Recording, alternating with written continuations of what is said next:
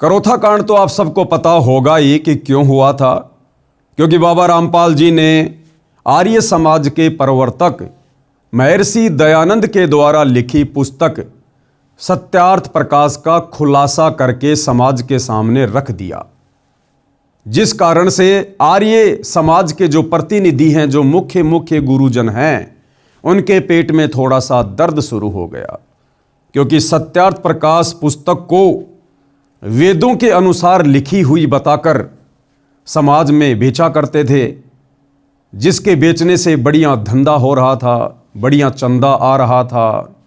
लेकिन जैसे ही संत रामपाल जी ने इस बात का खुलासा किया कि सत्यार्थ प्रकाश का नाम सत्यानाश प्रकाश होना चाहिए और इस पुस्तक सत्यार्थ प्रकाश को तो चौराहे पर आग लगाकर जला देना चाहिए, जिसने समाज को बिगाड़ दिया है, लोगों को भक्ति और भगवान की परिभाषा से दूर कर दिया है।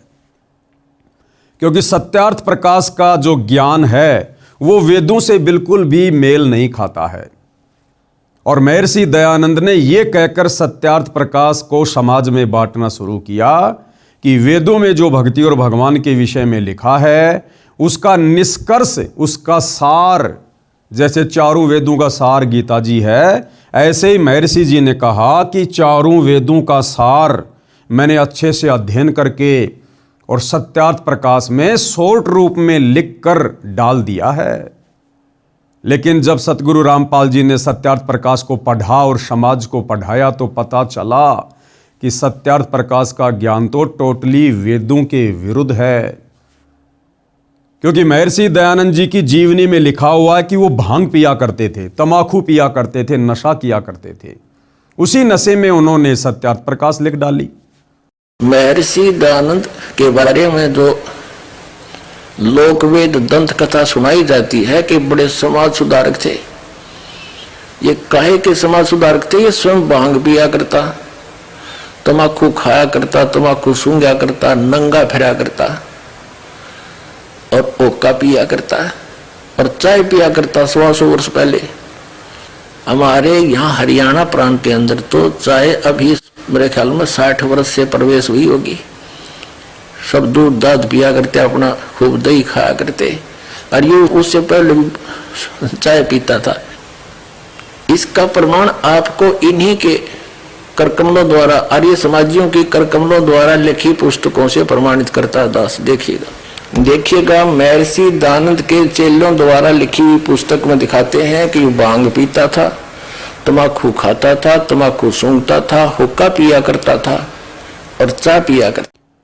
उन्होंने वेदों को पढ़ा बाद में, पहले अपना अनुभव जैसा भी उनको उल्टा सीधा ज्ञान था सत्यार्थ प्रकाश में लिख दिया और लिखकर जल्दबाजी में इस पुस्तक को समाज में बंटवा दिया। उसके बाद महर्षि दयानंद जी ने सोचा कि अब मैं वेदों का अध्ययन करूंगा। और जब उन्होंने वेदों का अध्ययन करना शुरू किया तो उनके पसीने छूट गए। उन्होंने देखा कि मैंने वेदों का हवाला देकर जो सत्यार्थ प्रकाश लिखी है उसमें तो टोटली ज्ञान वेदों के विरुद्ध है। वेदों में तो लिखा है कि परमात्मा साकार है, दिखाई देता है, मनुष्य के जैसा है, राजा के समान देखने योग्य है, सिर पर मुकुट है, और वो भगवान, वो परमात्मा, उसका नाम कबीर है। वो साक्षात धरती पर मनुष्य की लीला करने के लिए आते हैं, अपना ज्ञान देते हैं। उनकी भक्ति करने से पाप कर्मों का नाश हो जाता है, जीव को मोक्ष मिलता है। और सत्यार्थ प्रकाश में उन्होंने पहले ही लिख दिया कि परमात्मा निराकार है, परमात्मा को देखा नहीं जा सकता, परमात्मा का साक्षात्कार नहीं किया जा सकता, परमात्मा से पाप कर्मों का नाश नहीं होता। बहुत सारी ऊट पटांग बातें उन्होंने लिख दी। अब महर्षि जी ने सोचा कि यदि मैं अपनी गलती समाज को बताऊंगा तो मेरी तो बेइज्जती हो जाएगी। इसलिए महर्षि जी ने सत्यार्थ प्रकाश के उल्टे ज्ञान को ऊपर रखने की दृष्टि से वेदों का अर्थ करते समय अर्थों का अनर्थ कर दिया कि जनता पागल है, भोली है, क्या पढ़ेगी जनता, क्या पता जनता को वेदों में क्या लिखा है। ये सोचकर उन्होंने वेदों के अर्थों का अनर्थ कर दिया। अपनी पुस्तक सत्यार्थ प्रकाश को सत्य साबित करने के लिए। लेकिन भाई कहावत है कि चोर चुरावे तूमड़ी गाडे पानी माँ, वो गाडे व ऊपर आवे सच्चाई छानी ना। सच को दबाया जा सकता है लेकिन मिटाया नहीं जा सकता। समय आने पर संत रामपाल जी ने सन 1994 में अपने आध्यात्मिक ज्ञान की शुरुआत की और उसके बाद उन्होंने सत्यार्थ प्रकाश के ज्ञान को वेदों से मेल करके समाचार पत्रों के माध्यम से समाज को दिखाना शुरू कर दिया। तो जो आर्य समाजी लोग थे, जो भाई बहन हैं, जिनको परमात्मा चाहिए था, वो चाहे सत्यार्थ प्रकाश को पढ़ के मिलो, चाहे सतगुरु रामपाल जी की पुस्तक पढ़ के मिलो, उन्होंने तो सच्चाई को स्वीकार कर लिया और सत्यार्थ प्रकाश को घर से बाहर फेंक दिया। लेकिन जो आर्य समाज के मुख्य लोग हैं, प्रतिनिधि हैं, गुरु लोग हैं, गुरुकुलों के लोग हैं, उन्होंने देखा कि इस प्रकार से तो तुम्हारा धंधा बंद हो जाएगा। तो उन लोगों ने आर्य समाज के भोले भाले लोगों को संत रामपाल जी और करोथा आश्रम के विषय में उल्टी सीधी बातें कहकर भड़काना शुरू कर दिया। आम जनता समझ नहीं पाई, जिस कारण से 2006 में करोथा कांड हुआ और रोहतक की सोनारिया जेल में सतगुरु रामपाल जी 21 महीने रहकर आए। उसके बाद भाई और बहनों, बरवाला कांड सन 2014 में बरवाला कांड हुआ। लेकिन बरवाला कांड को करवाने में ना किसी आर्य समाजी का हाथ था, ना किसी आर्य समाज के प्रतिनिधि का या गुरु का कोई हाथ था, ना अन्य किसी धर्मगुरु का कोई हाथ था, ना तत्कालीन सरकार का कोई हाथ था। बरवाला कांड में यदि किसी का हाथ था तो सतगुरु रामपाल जी के नालायक परिवार का, सतगुरु रामपाल जी के नालायक बेटा बेटी भाई बंधु रिश्तेदारों का, उनके मंद बुद्धि भक्तों का हाथ था, जिन्होंने अहंकार में आकर जबरन प्रशासन से पंगा ले लिया और अपने गुरु से बड़े होकर अपने गुरु को शिक्षा देकर कि गुरुजी हम आपको जैसा कहें आप जी वैसा करते रहो, हम आपसे कहें कि गुरुजी बीमारी का नाटक करो तो आप लेट जाना, डॉक्टर आएंगे, डॉक्टरों से हमने बातें कर ली हैं, वो आपको चेक करेंगे, आप बीमार बनकर लेटे रहना, बाकी हम मीडिया के सामने पेश कर देंगे जो हमने करना है, आप टेंशन ना लेना। आपको नहीं पता गुरुजी प्रशासन का क्या मामला है, बाहर दुनियादारी का क्या मामला है, वो हम अपने आप संभाल लेंगे।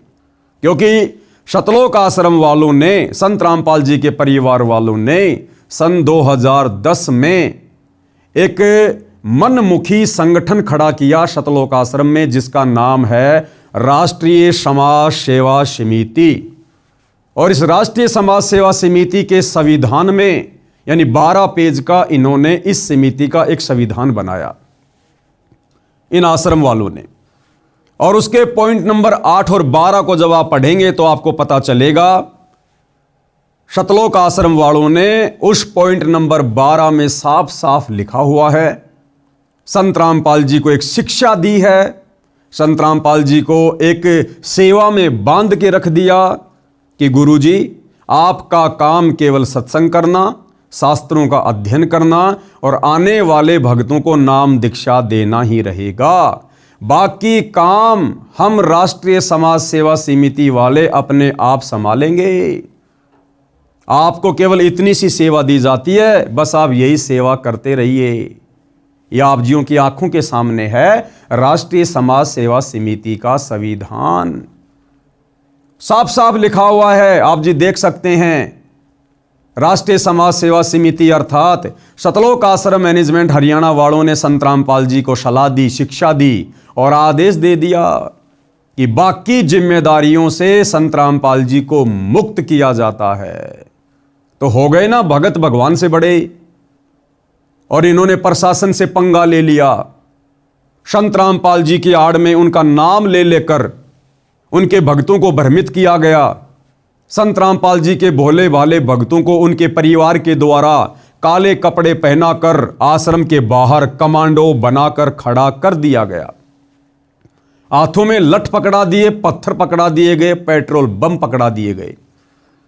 और क्या आदेश दिया गया कि संत रामपाल जी का आदेश है, हमने पुलिस प्रशासन को अंदर नहीं आने देना है। भले हमारी जान भी क्यों ना चली जाए। जबकि संत रामपाल जी का कोई लेना देना नहीं किसी भी प्रकार का।